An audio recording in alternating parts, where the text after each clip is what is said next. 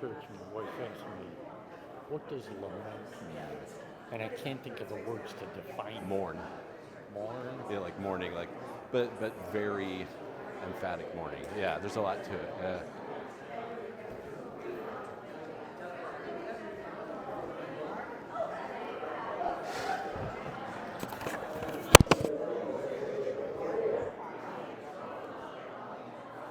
Okay, let's go ahead and find our way to seats.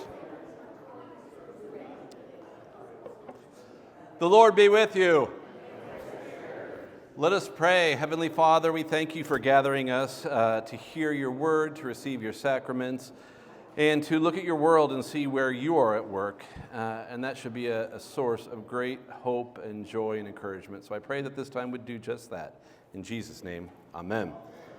Amen. Well, let me tell you, I started off as I was putting this together this week, I got a little ambitious, with like 45 minutes, because there's no way I'm going to be able to cover the top 10. So I narrowed it down to 5, okay? I narrowed it down to 5 of the top religion stories of the year. And why is this important? It's because we believe in God who is active in our world. And because God's active in our world, we can look around and see what he's doing. And those are things that we should be attuned to as Christians. Where is God at work, and where maybe are other things happening, like why isn't God at work in certain places? So that's what we're going to look at today. But of course, before jumping in too quickly, I want to make sure we define our terms so we know what we're looking for. What makes a story religious? That's really the basis of this. What makes a story religious? And kind of came to the conclusion that a story without understanding the subject's religious beliefs wouldn't make sense. So what I mean by that is when somebody comes to a story and there's a religion angle, if they don't talk about the religion angle, the story doesn't make sense. They've left out something that's critical to understanding what's going on. And what makes, so there's that idea. So understand, as I look at these things, I'm looking at them saying, hey, if you don't point to that religious aspect of it, you don't get the story, you don't understand it. So then there's also what makes something a story. Why is something newsworthy? And it is if it has the potential to impact, interest, or engage an audience. It doesn't necessarily even have to be important. Some of you look at cat videos, I know you do, okay? But it gets your attention. It gets your attention. So a story gets your attention. And what makes a story matter? Like what gives it significance? What makes it a good story a good story? Well, a good story is something that's concise, true, and makes you want to learn more about the topic. So it's concise, it gets to the point, it's true, which we know is a debatable thing now within the modern world and multimedia, and it gets your attention. So we're going to look at the top 5 religion stories for 2024, but I have to kind of preface it before I jump in. I'm going to look at 3 different news agencies and see what their top 5 are. I'm going to look at those and talk about those a little bit. So the top 3. And then I'm going to pull back and say, actually, here's what the ones I think, as they impact us here at St. Luke's, the ones that are the most important. One thing of note is back in 2013, Terry Mattingly, who has worked for the AP for years, had noticed by 2013, almost all religious beat reporters had been let go by the major papers. We're talking about the Washington Post, New York Times, The Atlantic. They got rid of their religious writers, which is really interesting because if you can remember back to 2013, as I can, we were in the middle of what a lot of people thought was a religion-driven war in Afghanistan and Iraq with the global war on terrorism. The reason why this happened, Terry Mattingly's perspective on it, and he's a wonderful reporter, his perspective is the news, being very secular and progressively driven, was trying to drive religion out of the news. And the best way to do that is just to get rid of the reporters, which the result of that is you have a lot of bad reporting about religion. So that's the background here. So taking our first look at this, top religion stories, top 5 for the Religious News Service. So this is an international news service who reports on religion. The number 1, and I'm using, these are not my terms, these are their headlines for their top stories. So I don't manipulate this at all. It is bald truth. The first one is Israel-Hamas War's Spiritual Reckoning. As you might recall, the war began on October 7th, 2023, with a raid on southern Israel. We honestly have no idea how many civilians have been killed in Gaza because the reporting is so overblown by some folks, and we just have no idea how many civilians have been killed. This led to campus protests in the U.S., while at the same time Jewish parents mourn children who died as hostages there. That's the first one. And these are their pictures, by the way. The second one is they call Trump Returns, which is really interesting. The RNS, the Religious News Service, is very progressive, so you got to understand that. And so I find the picture they use of him really, I don't know what to think of it. Are they trying to emphasize the people behind him, or are they just so frustrated they don't want to look at him? So that was the picture they gave. The re-election of Donald Trump braided so many narratives of politics and religion together. It's difficult to know where one ends and the other begins. The religious part, though, historically Catholic and Democratic Latino voters showed their increasing evangelical Christian and Republican leanings in the ballot box. White evangelicals, despite only muted coordination with Trump compared to 2016. So remember, evangelicals were far more with Trump in 2016. And looking past a new, more moderate stance on abortion, overwhelmingly supported him. In November, Muslims, alienated by President Biden's backing of Israel in the Gaza war, they went for Trump in larger numbers. Muslims did. And after the vote, some Muslims and liberal Christians worried that Christian nationalist elements in the new administration will restrict religious freedom and persecute migrants. I think that that's a narrative they created. So that's that one. The next one I don't find very interesting. I get it. 2021, Pope Francis called for this meeting that we had last year among Roman Catholics, where they all get together and they talk about what the future of the church is going to be like. It's called the Synod on Synodality. And you know what they did? The outcomes of that meeting? Absolutely nothing. They decided nothing. Nothing got changed. So it seemed like a wasted day. The next one, you got to remember, India, and the population in India is massive. It's the third largest Hindu place of worship, was opened in January in northern India, where it's said to be the Ayodhya, I think is the name. Ayodhya, it's the god's birthplaces there of this small g pagan god. And so it was actually a big deal. It was built on the site of a 16th century mosque. This next one I'm going to say more later about this, but the United Methodist Church overturns its ban on openly LGBTQ plus clergy and same-sex marriage. So much like the Episcopal Church in the United States, the United Methodist Church was just a little bit behind them, but is doing the same thing. Again, I'll talk more about that in a little bit, but that's all from the Religious News Service. Again, they aren't center-left, they are left. It's just kind of where they are on things. The next one, Christianity Today. Christianity Today is kind of center, maybe a little bit left of center in the way they report things.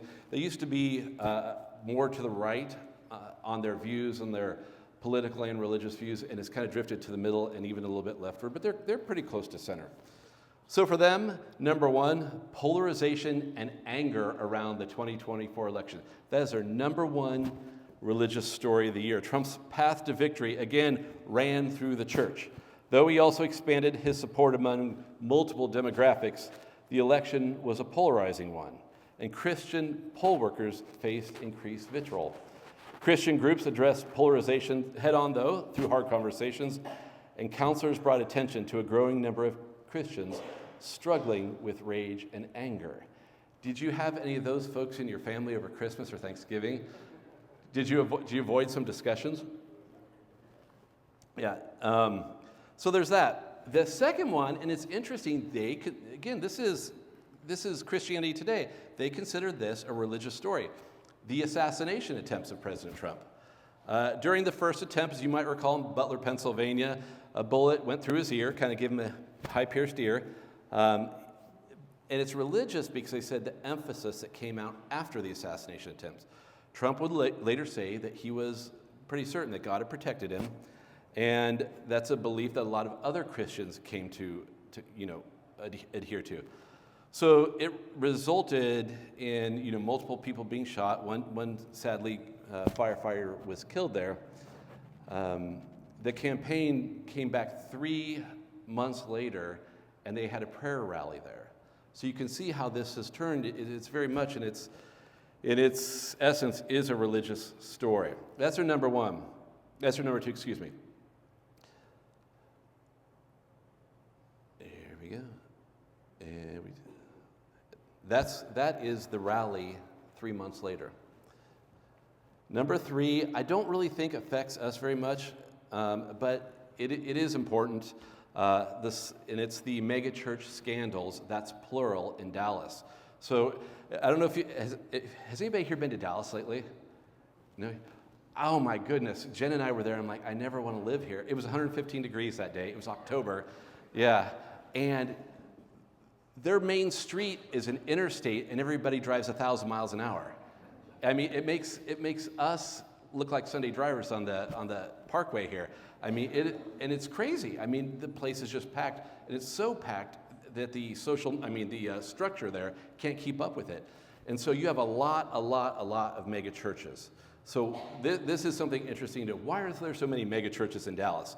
Well, anytime you have new migration of people, mega churches come up. The reason why is all these things that you have around your families, like emotional support, family support. Hey, if you need some money, you got your family around you who can help you. When people migrate en masse like they are in Dallas right now, they don't have that. And mega churches have figured out they can provide all that, and it attracts people. So that's why they're there. But the sudden resignation of pastor and best-selling author Tony Evans from his megachurch was the beginning of 8 megachurch pastors in Dallas resigning for moral failures. Another guy was Robert Morris. He was the founder of Gateway Church, one of the largest churches in the country. And almost all of it goes back to child abuse. Morris himself was accused of abusing a 12-year-old child in the 1980s. The resignations were, like I said, largely over sex scandals. When you add up all the mega churches, it affected about 50,000 people. But that's just there. That's not just the people who watch online. So I said I was going to say more about this. And it's interesting how they word this. The Global Methodist Church gets a new start here. They are the ones who said, with the innovations in the United Methodist Church with same-sex marriage and among clergy and people, they basically are like ACNA. They're just the Methodist version of it. I do find this interesting because, as I said, Christianity Today is a little bit more centrist in their reporting. The other one is very, very open about supporting same-sex relationships. And here, Christianity Today, rather than saying the support in same-sex relationships, it focuses on the founding of the Global Methodist Church. It's kind of like the good news story that came out of a terrible situation. The guy behind it, Pastor Boyette, is a lawyer who helped start the Global Methodist Church. And so he was kind of the backbone of the whole story, that he basically took them to court. And there's a split now, and it's interesting about it. Out of their split, initially it was they had an agreement when people could come and leave. You had so many days where you could leave as a congregation.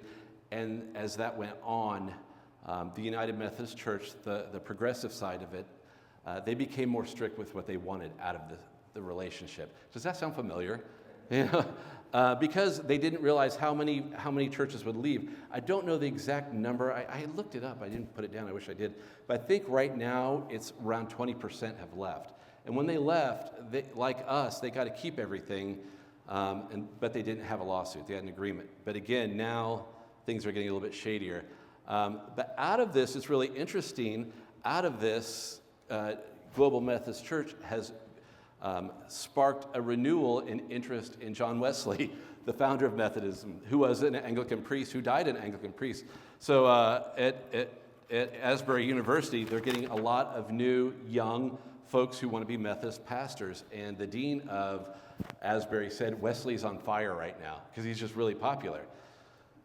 The other thing is legal issues around abortion and in vitro fertilization, because, as probably all of you know, the Republican Party was very much aligned with the right to life.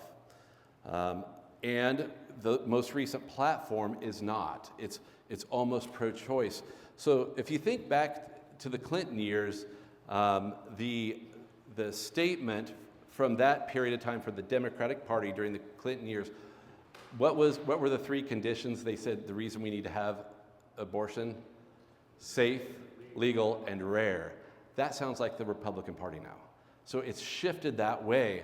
So where does that leave the Democratic Party? Not everybody, but many in the Democratic Party have pushed for, as you know, abortion without restrictions. So much so, certain states are trying to have natural death laws that if a child is born and there's something that the parents don't like about that child, what I mean by that is like, Downs or any other things that children are frequently born with, a disease or diagnosis, that you can let the child suffer, basically neglect them to death, which is unbelievable. That we would do that. That goes all the way back to Roman times, where if you didn't want a child, it was called exposure. You just left them to exposure, and what happens naturally. The legal argument for allowing this for children is based, of all things, on hospice. It's based on the rules that guide hospice. So, for example, if you have a terminal illness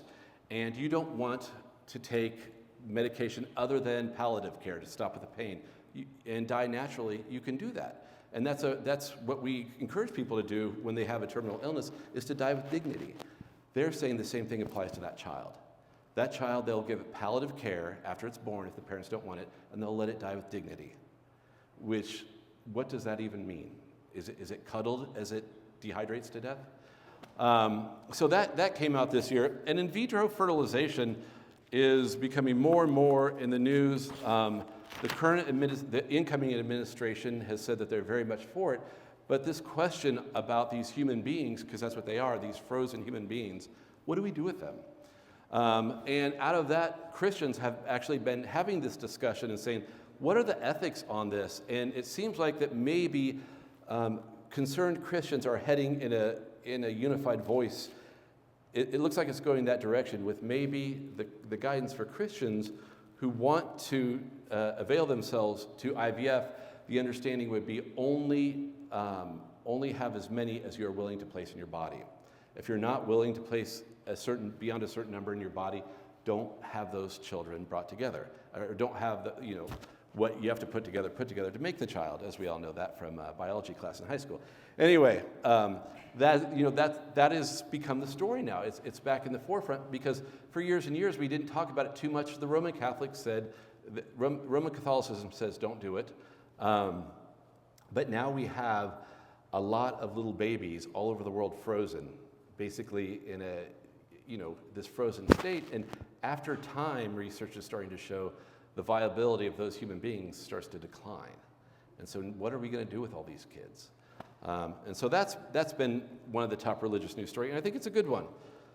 So the last one here I want to share with you, and then I'll tell you where I think all this stuff lands and what I think is the most important. These are from Yahoo News. Believe it or not, Yahoo News is one of the most read news agencies out there. And I don't have pictures for them because their headlines are so long. The first one is former President Donald Trump won a second term in the White House with help of many white Christians. Now, that's the way they word that. Now, they are farther to the left. Now, do you remember what I said earlier? Hispanics turned out in number for him. Muslims, he said a Muslim record. But no, it was those white Christians. That's the way they framed that. How you choose to report the news creates news. That's creating news by saying it that way. Did white Christians turn out in the same numbers as they did in 2016? About the same. In 2020, it wasn't much different. In 2016, he won with a lot of of this demographic. In 2020, he lost with it. But now 2024, darn it, it's their fault. So that's the way that is put out there. Second one is Jews raise concerns about facing higher levels of discrimination and harassment. You might be familiar with some of the reporting on college campuses where Jewish students, Columbia, for example, a Jewish student was told he could not be in class because he was Jewish. That's in Columbia. Because it would trigger some people who don't like him because he's Jewish. There was a lawsuit that had to do with that. I think that they ended up settling it without going to trial.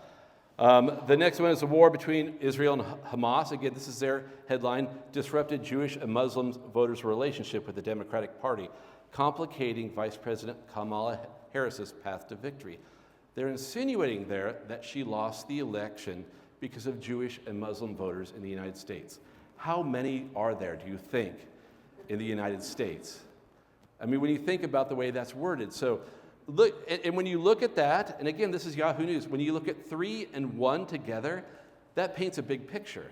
That paints a big picture of these bad white Christians are behind Donald Trump, and she only would have won if it weren't for the bad white Christians, and that the Jews who are now, trying to defend their land, if they had not turned away Muslim voters and liberal Jewish voters. So it's just very interesting. Number 4, this one, it wasn't on the other two, and it's interesting. Louisiana Governor Jeff Landry signed a law requiring 10 Commandments displays in public school classrooms in the state. This is a 45-year-old story. What I mean by is it's a 45-year-old story. It goes back to Stone and Graham from 1980. There, the Supreme Court ruled that posting the 10 Commandments in a classroom is unconstitutional. So he's kind of pressing the button on that. The last one, again, it's the odd number ones.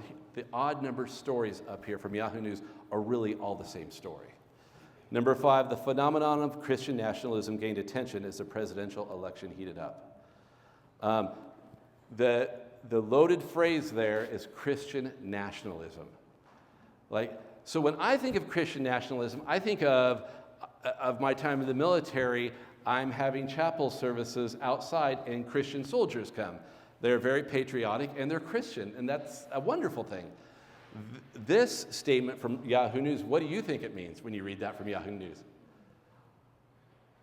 I mean, I read guys in white hoods, literally, because that is the caricature that they're painting there. That the idea that one can be patriotic on one hand and a Christian on the other, they find those two things incompatible, or they find them like one's a match, the other's gas. So that's their top 5 stories of the year. So here's what I think they are. Starting off with the election. I do think that this is one of the most important stories, religion stories of the year, because there's a lot of different, as I've already shown you, theological opinions on what happened in our election. What we can know, and why this is such an important religious story, the president-to-be clearly drew strong support from voters that frequented in pews.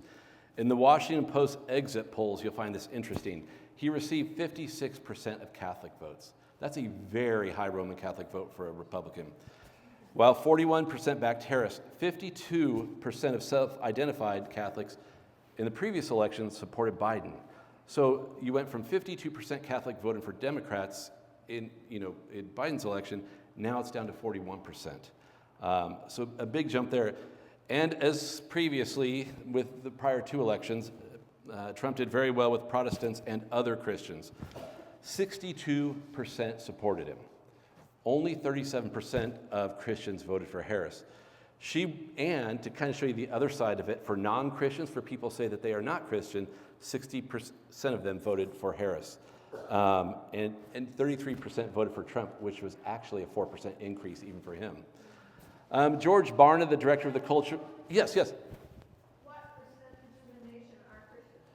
That's a great question because these are self-identified. So when people are asked to self-identify, we're at about 60% now. And that's pretty consistent, which is way down from around the 80s. That's way down. I think, but it's a great question, Sandra. I think the reason why the number of Christians down, the actual number of believing, born-again Christians, I don't think is that much less.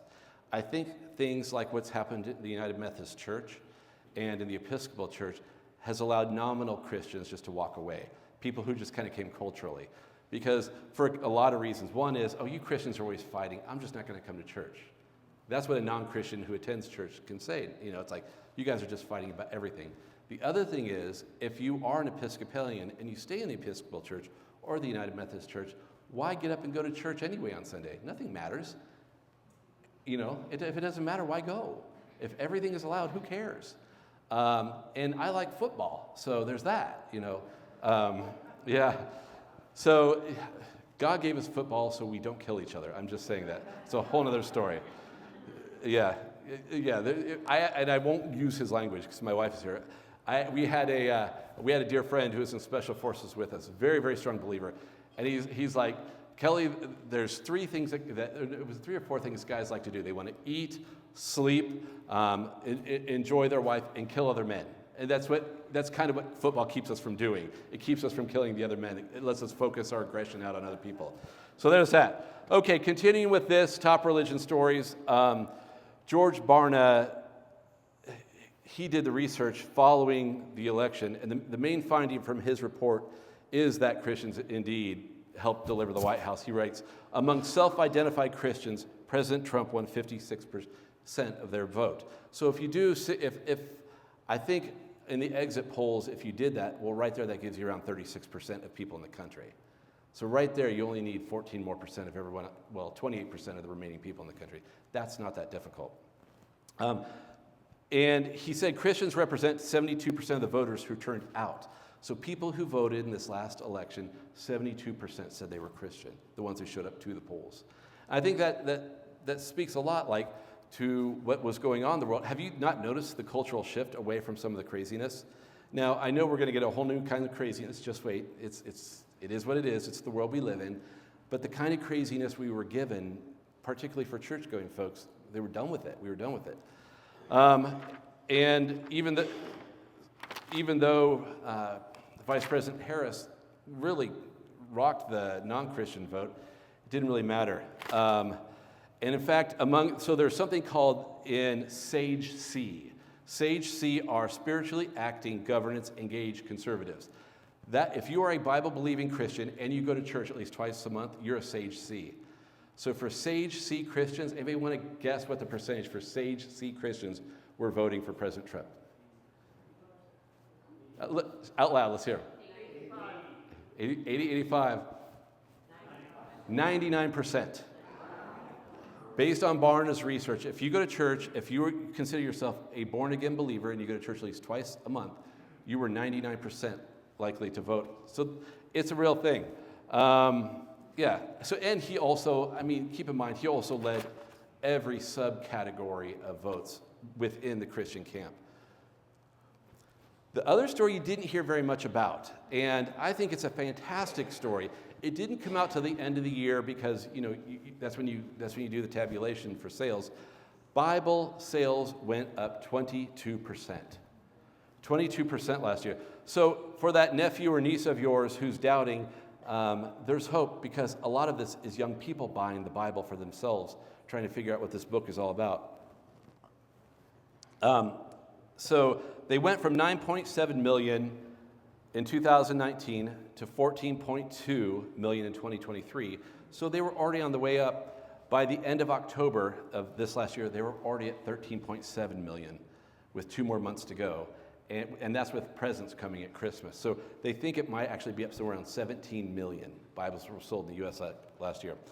In one book, I was looking at an article, one retailer books, Christian book distributors, they were doing some surveys on why people are buying the Bible. And the one word that came up more than any other, one word, was hope. The reason they were buying the Bible was for hope. I think that's a good thing. And some other potential reasons for, yes? Question. Does that include digital? That includes everything. Great question, Rob. Yeah. Younger generations. Absolutely. That's paperback, that's digital, that's every platform. Right now, that's a great point, Rob. One of the most popular podcasts are Father, what's his name? Mike? Yeah, Bible. Yeah, Mike Schmidt, Through the Bible in a Year. He started in COVID. It's incredibly popular now. The other one is what's it called? The Om. It's basically a prayer, scriptural prayers, and it's an app you pay for, and it sounds like yoga, but it's not. Yoga's bad. Anyway, I'm kidding. All right. I don't know. We can talk more about that. Some of the other reasons that the Wall Street Journal said for the sales are people are speaking out about their faith. It's okay now, again, to talk about your faith. CBN News reported in 2023 that there's this growing curiosity about the Christian faith among young people. They said that the State of the Bible in 2023, they're showing that there's an increase, and so they did a survey at the beginning of this year trying to figure out, okay, young people are getting more interested about the Bible. Why? So they did why. And the two reasons were, well, they were curious. The main verb was curious. They're curious about two things, the Bible itself and Jesus. And so I thought that's pretty fantastic. This was what one of the booksellers said. People are experiencing anxiety themselves, or they're worried for their children and grandchildren. Jeff Crosby, president of the Evangelical Christian Publishers Association, he's telling this to the Wall Street Journal. It's related to artificial intelligence, election cycles, and all of that feeds a desire for assurance that we're going to be okay. So it goes back to the idea of hope. And nearly half of Gen Z said the Bible's transformed their life. That's Gen Z. Nearly half say that. Another story that was really big this year are atheists becoming Christian or Christian adjacent. And I'll explain what I mean by Christian adjacent. The first one, Russell Brand. Some of you might know Russell Brand from his podcast, from his movies. He did stand-up comedy that was very boorish, to put it lightly. He wrote a book that spoke a lot about his sexual escapades. And that's him. He's the one with the man bun facing us. That's him getting baptized, and the guy on the other side, you can't see his face, is Bear Grylls. Does any of y'all know who Bear Grylls is? Man versus Wild. He's an Anglican. He goes to Holy Trinity Brompton in England. So his friend there, Bear, baptized him. Russell Brand said, why they asked him, why you, the most kind of known for your sexual escapades and your debauchery, why are you becoming a Christian? And he said, repentance. To repent means that you have to continually change and acknowledge that I am in a battle against myself, that I need to surrender myself to an ever-present, internal, and accessible Jesus. That mercy is something that's given to me, been granted to me, that I live with through love, not something I can sort of win or achieve by doing good deeds, he said. He also said that he's been surrounded by strong leaders who have helped him along in the spiritual journey. He continues, when I'm in doubt, I feel that instruction is there, accessible. I feel like I know what I'm supposed to do, and when I don't do what I'm supposed to do, that's even clearer, he said. When I feel myself being selfish or inconsiderate or putting myself first or not thinking about how I can be better to people, it's as if there's an inner illumination available to me now. The British press reports of this were highly critical because of the type of life he led.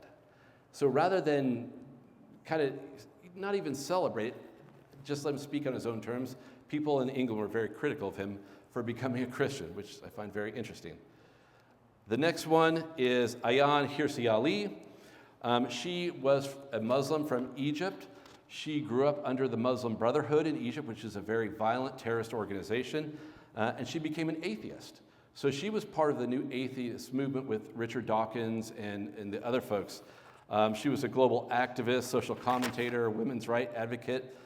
Very, very, very, very popular person. Fierce critic of Islam, but also fierce critic of all religion. She was Somali born and then moved up through Egypt. But she's Dutch also now because she lives in the Netherlands, and she became a minister of parliament in the Netherlands. And this is all being an atheist. She's taught at Stanford University as well. And so she was asked, why did you become a Christian? She's asked, so what changed? Why do I call myself a Christian now? Here's her response. Part of the answer is global. Western civilization is under threat from three different but related forces. The resurgence of great power, authoritarianism, and expansionism in the forms of the Chinese Communist Party and Vladimir Putin's Russia. The rise of global Islamism, which threatens to mobilize a vast population against the West. And the viral spread of woke ideology, which is eating into the moral fiber of the next generation. In this nihilistic vacuum, the challenge before us becomes civilizational. We can't withstand China, Russia, and Iran if we can't explain to our populations why it matters that we do. We can't fight woke ideology if we can't defend the civilization that it is determined to destroy. And we can't counter Islam with purely secular tools. To win the hearts and minds of Muslims here in the West, we have to offer them something more than videos on TikTok. And she continues, the lesson I learned from my years with the Muslim Brotherhood was the power of a unifying story embedded in the foundational texts of Islam to attract, engage, and mobilize the Muslim masses. Unless we offer something as meaningful, I fear the erosion of our civilization will continue. Unfortunately, and this is wonderful, unfortunately, there's no need to look for some new age concoction or of medication and mindfulness. Christianity has it all. So I think that's pretty fantastic. So she's Roman Catholic. Bear Grylls, not Bear Grylls, but Russell Brand is kind of a low church evangelical. And that's what I just read. I wish I would put that up when I read it. But continuing, Richard Dawkins. This is what I mean, and I'll let him explain himself. This is what I mean by Christian adjacent. He's Oxford biologist. He's author of The God Delusion. He was one of the bright lights of the new atheist movement. But he starts to express concern after seeing radical Islam radical Islam taking over England. And he saw Ramadan lights on the street that once had Easter lights. But you're not allowed to have the Easter lights up now. He says, I call myself a cultural Christian. I'm not a believer, but there's a distinction between a believing Christian and being a cultural Christian. I love hymns and Christmas carols. I sort of feel at home in the Christmas ethos. We in the UK are a Christian country in that sense. Dawkins then said he's horrified to see Islamic holidays and mosques taking the place of Christian feasts and cathedrals in Europe. He says, if I had to choose between Christianity and Islam, I would choose Christianity every single time. It seems to be a fundamentally decent religion in a way that I think Islam is not. Despite being of one of the most prolific anti-Christian atheist voices in the past 3 decades, Dawkins now admits that he has been wrong to claim that science and secularism are the source of all that is good in the Western culture. Dawkins' thesis was, get rid of religion, science and secularism is what makes us good people. He's finally retracted that. It's funny, he wants all the good things that Christianity provides without being a Christian. The next one is author Tom Holland. Tom Holland was raised by a devout Anglican mother, sounds like a lot of you ladies here, and an atheistic father. Men, don't let that be you. He went to church dutifully with his mother, and he learned his Bible stories. But in church, he explains, when he was in church, he always found himself more captivated by what the Romans were doing and the wars in the Old Testament. He's one of the guys who says you think about Rome every 45 minutes or something. Man, yeah. But he's writing a book called Dominion. It's a history of the Western civilization. So when he's writing, he's writing about all the great empires that made the West the West. He was trying to answer a question with his book. How did the totalizing power of the Greco-Roman world become the liberating and redeeming power of the modern Western world? How did our Greco-Roman background create free democracies? Again, he's writing that as an atheist. And his answer, which was completely unexpected, he wasn't expecting to find it. Because of his liberal atheistic orientation, he said the reason you can have Greco-Roman hegemonies and then you end up with democracy and taking care of the poor and the sick is because of a man on a cross. As an atheist, he had to come to that conclusion and deal with it. He says Christianity began a revolution that has at its molten heart the image of a God dead on a cross. Only because of Jesus on the cross, he argues, has victimhood become to be seen something that must be respected and, where possible, rectified. I got to be careful of time. The last one, of course, is Elon Musk. He said he's a cultural Christian, a big believer in the principles of Christianity. He believes Christianity can increase happiness and birth rates. Why is this important? The Christian adjacent people, it's nice to know that they're affirming us, but be careful, that's not Christianity. I will take it all day long, but I also have to have a caveat. That's not what the Christian faith is. And also, I think we have to be careful as Christianity becomes more preferable and socially acceptable. If you might remember, the moral majority in the 80s and 90s, where we had this swing, it looks like this might be happening again. We made a lot of mistakes then. We didn't hold our leaders accountable. We start finding things from folks like Billy Hybels and other folks. Now, people knew they were doing wrong things and we didn't correct it. And we paid a price for it once it came out. Now, there were people during that we did hold accountable. Jim Baker, Jimmy Swaggart, you might remember, yeah, something else. But that's only because it started out public. You couldn't contain it. The other thing is that we have to consider now is the Republican Party is now pro-choice. That to me is a huge religious story. And the reason why that, from a Christian perspective, is so important, the leading cause of death, the most recent statistics, they have heart disease at 702,000. Let me make sure I get this right, almost 1.2 children will be aborted this year in the United States. It's not even close. You can't even compare it. So we have to say for living, viable human beings, because a child in the womb is not a potential human, it's a human with potential. Knowing that's the case, the leading cause of death is by far abortion. Again, I agree that overturning this ban is one of the biggest stories of the year. I do have it. About 7,000 congregations have left, and become part of the Global Methodist Church. So that is also one of the biggest stories as well.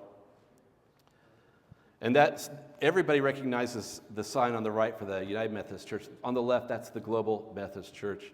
That's their symbol. And unfortunately, is it St. Andrews by the Sea? They chose to stay United Methodist, unfortunately.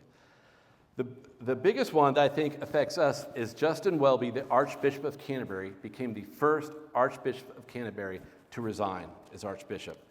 For 1,428 years, the Anglican Communion has never had an Archbishop resign until then. And I give you just real quickly the reason he did. Jonathan Smythe, who was a barrister, he's a lawyer in England. He was a very popular evangelical speaker, had a kind of parachurch ministry. He was doing things with young men that one should never do. He would bring them to his camps and exploit them, to put it nicely. Justin Welby, the Archbishop, knew about this, as the story goes, as probably back into the 80s. And so this guy was never held accountable. They moved him around. Actually, I think they moved him to Zimbabwe, where he continued to do it. And so Archbishop Welby knew about it when he was installed as the Archbishop of the Anglican Communion. This was brought to him. There's documentation. The families asked to see him. I think it was around 4 years. He told them, I'm going to see the families. I'm going to make this right. He didn't see them for almost 4 years. He just saw them last month, and the families, when they asked, well, how was it? They said that he didn't seem like he was present, and he came across as petulant. So it's terrible what happened there, and there's a great article on a website called Anglican Inc. That if you want, it's Anglican, then INK. If you want to look up Justin Welby, Anglican Inc., it's their top story right now. It will explain to you the timeline of what happened. It's just far too much, and it's terrible. At so many stops, he never held this guy accountable. But here's the silver lining, and this is why I think this is the most important news story of the year, the fact that the Archbishop of Canterbury resigned. GAFCON and the Global South, you hear about them a lot, represents 85% of Anglicans in the world. That's about 93 million Anglicans, about 93.5 million. GAFCON, the Global Anglican Conference, they represent them. We're part of that. We're a small part of that 93 million. Right now, the bishops of GAFCON and the other group, the Global South, are talking about during this period of time, wait and see who the new Archbishop of Canterbury is. And if it's not somebody who's Orthodox, they are discussing, we're not going to recognize that. We will elect, for us 85%, us 95.5 million, we will elect our own Archbishop. We as the Orthodox bishops will now choose, because it doesn't seem very biblical that the king, the titular king of England, gets to choose our spiritual leader. Our spiritual leaders should choose our spiritual leaders, because they're the ones who keep each other accountable. That's why I think this is the most important news story of the year for us here at St. Luke's, because this directly affects our spiritual lives. I see that I'm 3 minutes over. So I would normally take time for questions, but I need to go get dressed. So thank you so much for your attention.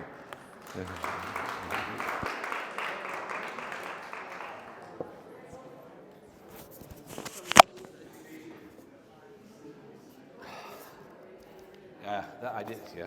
I'll send you a link. Yeah, and I think like the next year too, it's like